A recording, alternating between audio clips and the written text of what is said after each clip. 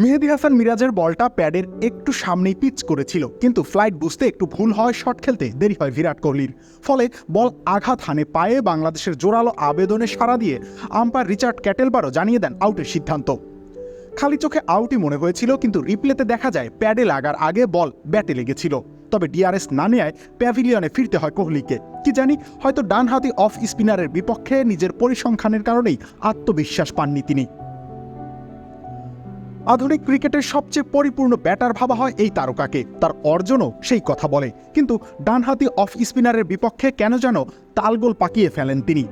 অবাক করার মতো হলেও সত্যি ব্যাপারটা।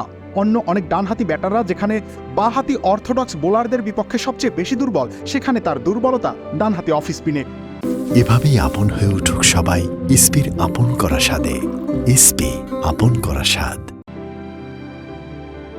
টেস্ট ক্রিকেটে বিরাট এখন পর্যন্ত 110 ইনিংসে মুখোমুখি হয়েছেন ডানহাতি স্পিনারদের। এর মধ্যে 39 বারে আউট হয়েছেন তাদের বলে।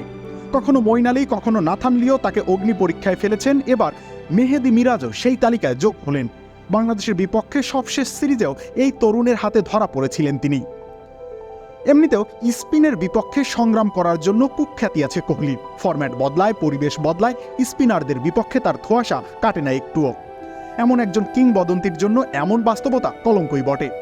যদিও রান করার ক্ষেত্রে ছাড় দিয়েছেন এই মহারথী, সেটা বলা যাবে না। ডানহাতি অফ স্পিনারদের বিপক্ষে টেস্টে প্রায় 2000 রান করেছেন তিনি।